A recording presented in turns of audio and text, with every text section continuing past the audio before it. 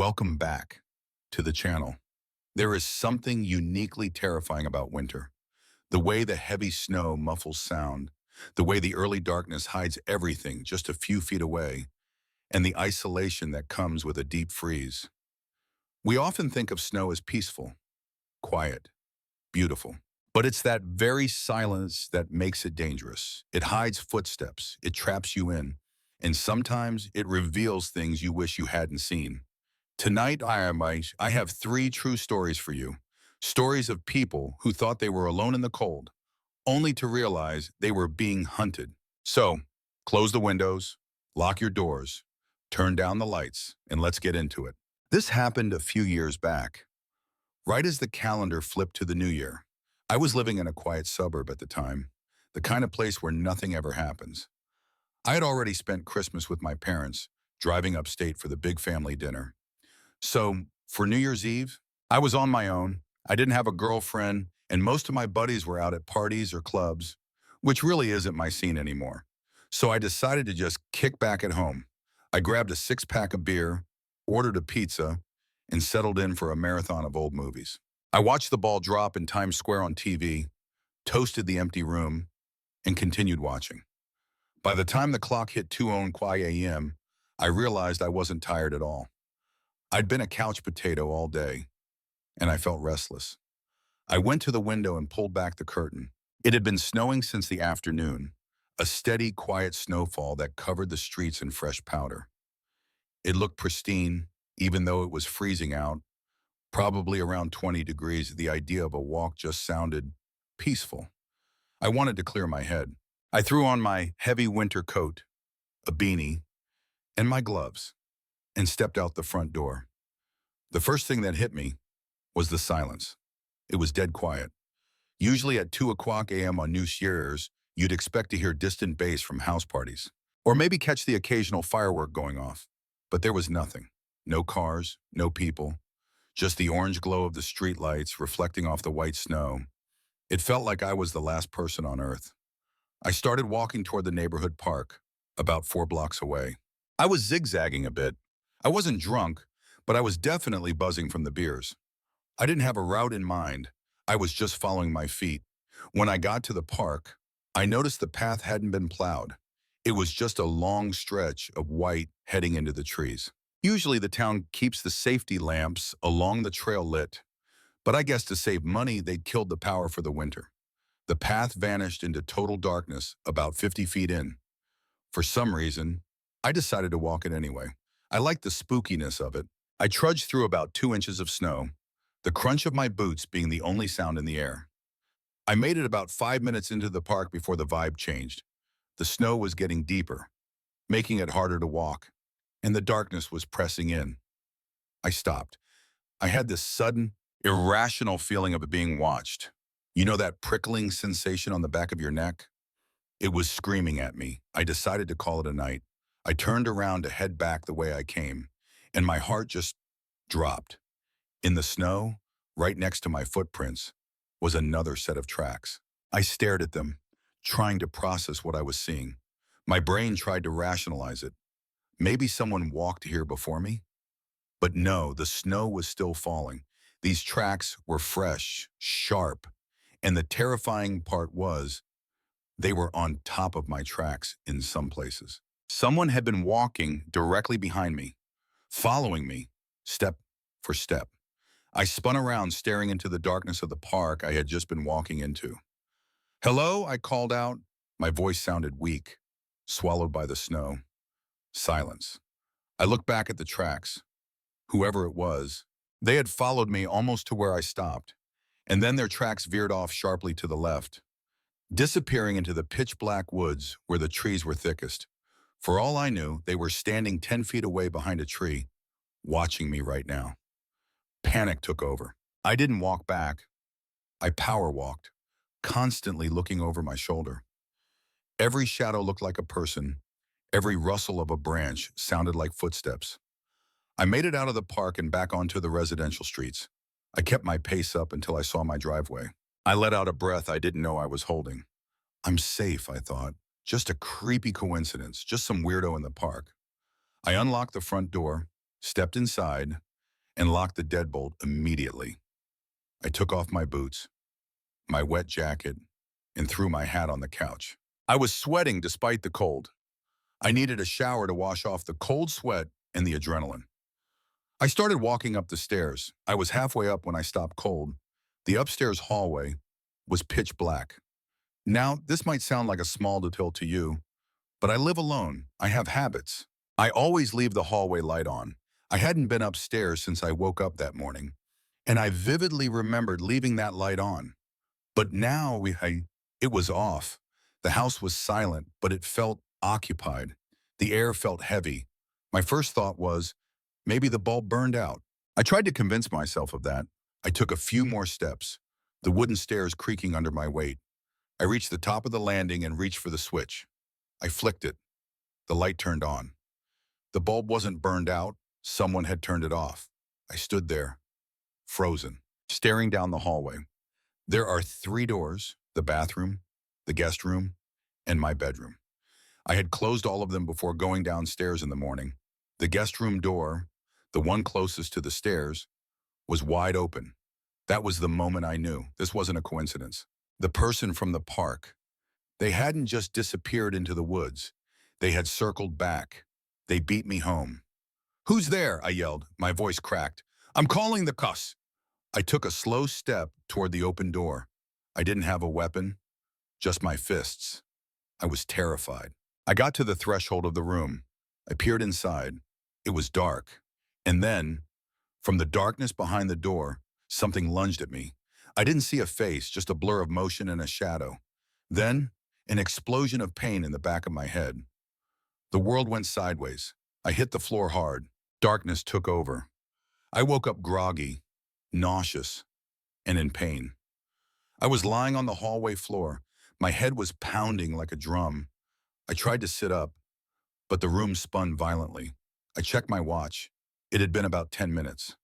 I scrambled backward, adrenaline spiking again, expecting the attacker to finish the job. But the house was quiet. The front door was standing wide open downstairs, letting in the snow. I called 911. The police arrived quickly, sweeping the house with guns drawn. But the guy was gone. They found footprints in the backyard. He had broken in through the back window while I was walking home, waited for me, and then, for some reason, he just knocked me out and left. Nothing was stolen. The police think he might have been a squatter or a drifter looking for a place to sleep. And I startled him. But I don't buy it. You don't follow someone in the park and then break into their house just to sleep. I moved out of that house 2 months later. I couldn't sleep there anymore. Every time I turned off a light, I felt like someone was standing right behind me.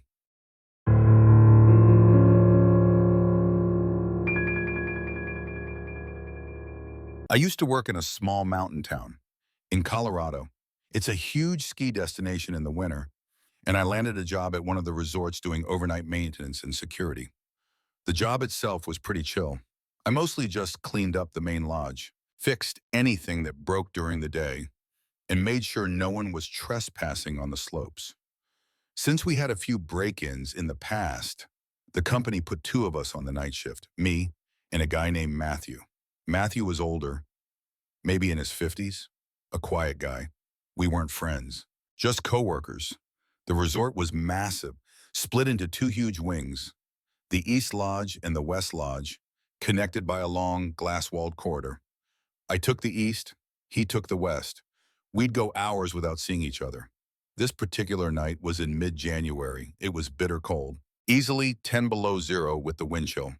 The wind was howling around the building, making the timber beams creak and groan.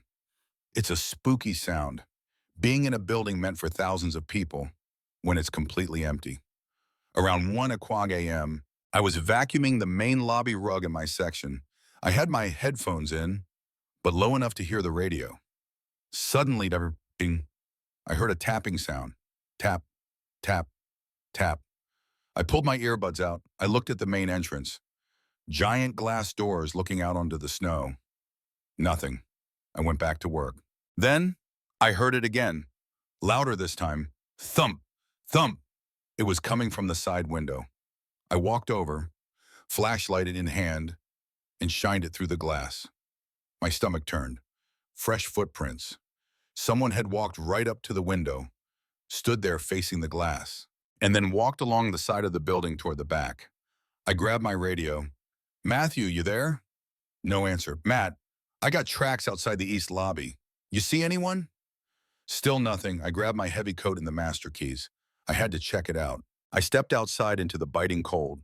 The wind hit me like a physical blow. I shone my light on the tracks. They were boot prints, large ones. I followed them around the corner, expecting to find a drunk skier or a kid, but the tracks just stopped. They went from the window, across the snow, and ended at the edge of the parking lot, which had been plowed down to the asphalt earlier that evening. I scanned the lot.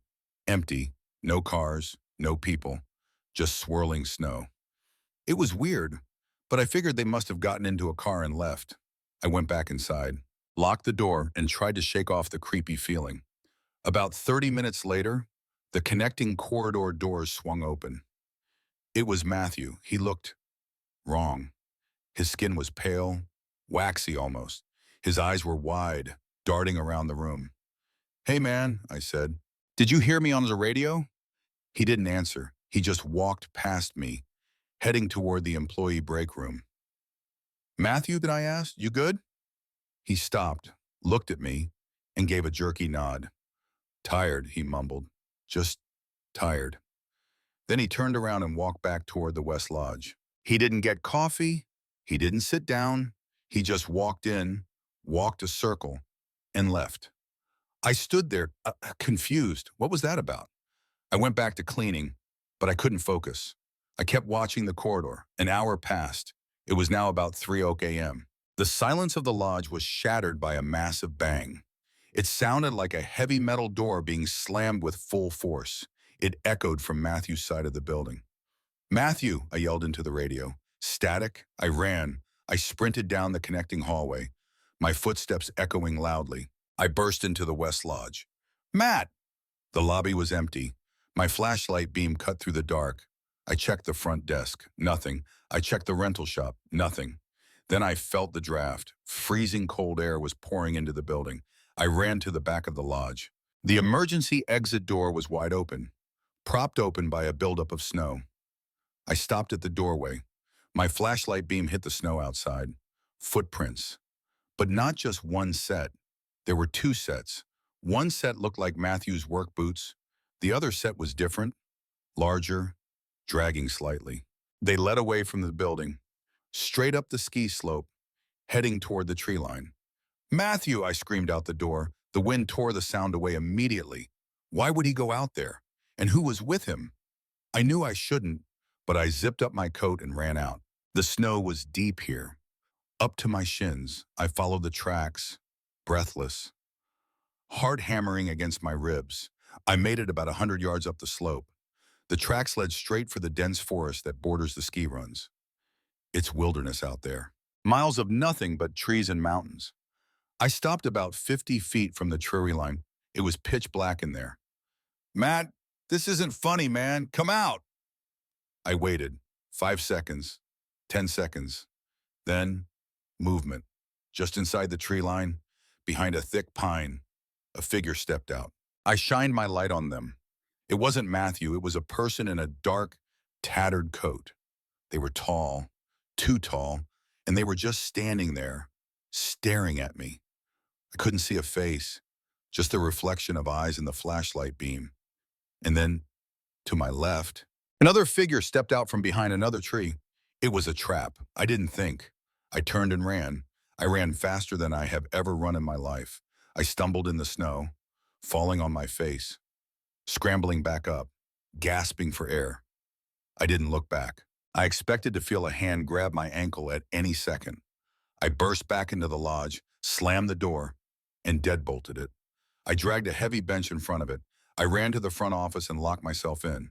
I called 911, my hands shaking so bad I dropped the phone twice. It took the police 45 minutes to get up the mountain roads. I spent that entire time hiding under the desk, clutching a screwdriver, listening. At one point, I swear I heard the back door handle rattle. When the police arrived, They did a full sweep. They found the tracks going up to the woods, but they also found something else. The second set of tracks, the stranger's tracks, had followed me back down the hill. They stopped right at the door I had bolted. They had stood there, just on the other side of the wood, while I was inside. They never found Matthew. No blood, no struggle marks, just footprints walking into the forest and never coming back. The police suspect he was lured out, or maybe coerced. But I know what I saw in those trees. There were things waiting in the dark. And that night, they took him.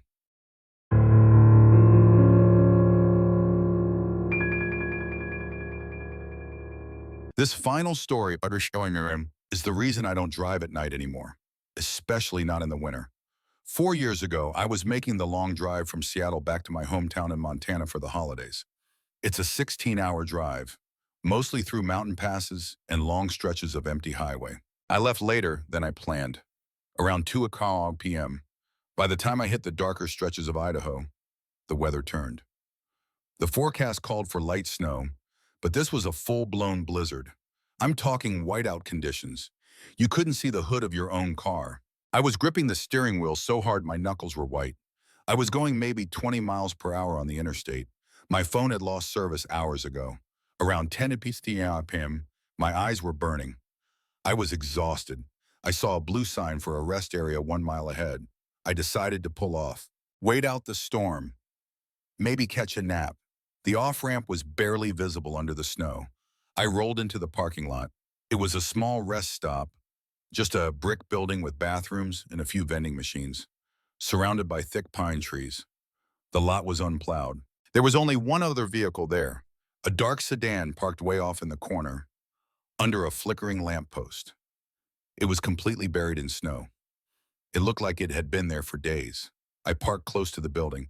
I kept the engine running for the heat. I sat there for about 20 minutes, just listening to the wind buffet the car. Eventually, nature called. I needed to use the bathroom. I grabbed my flashlight. I always keep one in the glove box. Embraced myself. I opened the car door and the cold air sucked the breath right out of me. I jogged through the knee-deep snow to the building entrance. It was an open-air lobby with 2 doors, men's and women's. The lights inside were buzzing, that sickly fluorescent yellow. It felt abandoned, creepy. I went to the men's room door and pushed. It didn't move. I pushed harder. It gave a little opening, maybe an inch, and then hit something solid. I assumed it was frozen shut, or maybe something had fallen behind it. I put my shoulder into it and shoved. And then the door shoved back. I froze. I wasn't imagining it. There was pressure on the other side. Consistent, firm pressure. Someone was standing on the other side of that door, holding it shut. "Hello?" I said. "Is someone in there?" No answer, just the pressure against the door. A feeling of absolute dread washed over me. You know that instinct that tells you predator? It hit me hard. Why would someone block the door in a public rest stop in the middle of a blizzard? Unless they were hiding something. Or waiting. I backed away slowly. "Okay," I said loudly. "I'm leaving." I turned and walked fast back toward my car. The wind was whipping snow into my eyes, so I was squinting. As I reached for my car door handle, I heard a sound over the wind. Creak. I looked back at the building. The men's room door, the one that was just held shut, was now wide open. And coming out of the shadows of the lobby was a man. He didn't look right. He was wearing a thin hoodie, no coat, no gloves. He was holding a cell phone to his ear, but he wasn't talking. He was staring right at me. He started walking toward me, not running, pacing. He moved in a weird, jerky rhythm. He would take 3 steps, stop, look around, and then take 3 more steps. I jumped into my car and locked the doors. My hands were shaking so bad, I fumbled with the gear shift. The man kept coming. He walked right up to the front of my car. The headlights illuminated him. He had this wide, unnatural smile plastered on his face. His eyes were wide open, unblinking. He walked around to my driver's side window. He leaned down and tapped on the glass. Tap, tap, tap. He just smiled at me. He mouthed something, but I couldn't hear it. Then I saw movement in my rearview mirror. The door to the women's restroom opened. A second man ran out. This guy was big, wearing a heavy coat, and he was sprinting full speed toward the back of my car. It was an ambush. One to distract, one to flank. I screamed and slammed the car into reverse. I floored it, but the snow was too deep. My tires just spun. The smell of burning rubber filled the cabin. The man at my window stopped smiling. He reached into his pocket and pulled out something metallic. A rock? A tool? The second man was at my back bumper now. I could feel him grabbing the trunk, trying to find traction to push or smash the window. Come on, I yelled. Slamming the gas pedal, the car shuddered. The tires found a patch of asphalt, and I shot backward. I fishtailed wildly, knocking the second man into a snowbank. I threw it into drive and peeled out of the lot. As I sped toward the on-ramp, I looked in my mirror. The first man, the smiling one, was standing in the middle of the lot. He wasn't chasing me. He just stood there, watching me leave. I drove like a maniac for 2 hours until the storm broke and I got a signal. I called the state troopers. I gave them the description of the rest stop and the men. I was shaking for hours. A few days later, I saw a news report. The police had gone to check out the rest stop. They didn't find the two men. They were gone. But remember that snow-covered car I saw, the one parked in the corner? The police dug it out. It belonged to a man named David, who had been missing for a week. He wasn't in the car. They found his body in the woods behind the rest stop. The police think the two men I saw were using the rest stop as a hunting ground. They'd wait for travelers to get stuck in the storm, disable their cars, or corner them in the bathrooms. And, well, if that door hadn't been blocked, if I had managed to force my way into that bathroom, I would have been trapped in there with them. And I'm pretty sure I would have ended up in the woods, right next to David. So please, if you're driving in the snow and you see a lonely rest stop, just keep driving. And that brings us to the end of tonight's stories. If there is one thing to take away from this video, it's this: the cold isn't the only thing waiting for you in the dark. Whether it's a quiet neighborhood, a lonely ski resort, or a desolate rest stop, never assume you are truly alone. If you enjoyed this video and want to hear more true horror stories, please leave a like and consider subscribing to the channel. It really helps me out. And let me know in the comments, which story terrified you the most? Thank you for listening. Check your locks one last time. Stay safe, and I'll see you in the next one.